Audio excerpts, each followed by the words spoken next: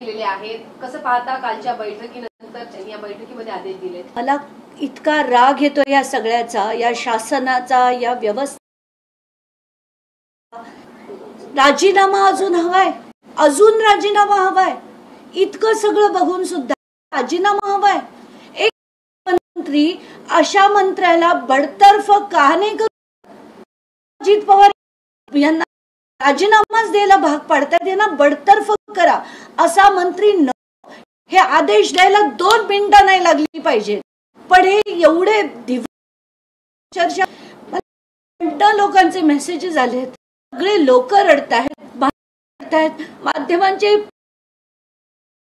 जे आणि आपले शासन झाले इतकं अमानवीय झालंय आता की अजूनही राजकारण करायचंय, अजूनही राजीनामे घ्यायचे. मला खरंच काय बोलावं, कारण असंख्य लोकांचे मेसेजेस आलेत, असंख्य लोकांचे, की रात्री 2:30 वाजता मेसेज आहे, 2:30 वाजता की नाही हे सगळं मी काहीतरी निर्णय घेणार आहे.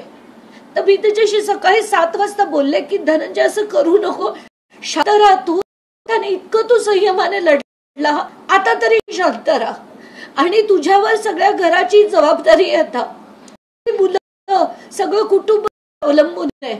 आणि तो रडतोय, माध्यम रडतायत, रिपोर्टर्स रडतायत, आणि शासनाला अजूनही वाट बघायची आहे त्यांच्या राजीनाम्याची. वाव वाव, काय बोलावं खरंच कळत नाहीये. कंटाळा आलाय मला या राजकारणाचा.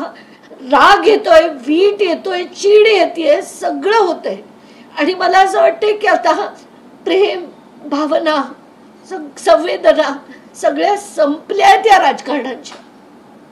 या सगळ्यांना याच्यात काय आहे माहिती होतं, याच्यात व्हिडिओज काय आहेत माहिती होतं, ऑडिओज काय आहेत माहिती होतं, बघितलेले होते.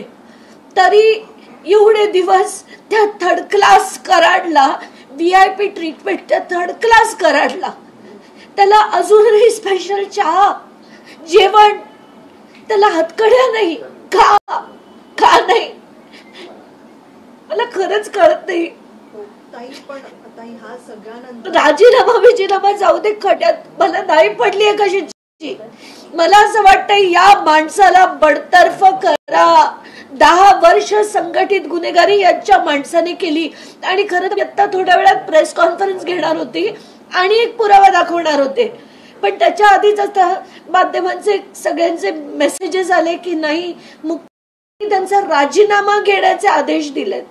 कसला राजीनामा? का मुख्यमंत्र्यांना एका वेळेत सांगता येत नाही की हा मंत्री मला नको, का सांग, आणि कधी या संवेदना परत येतील?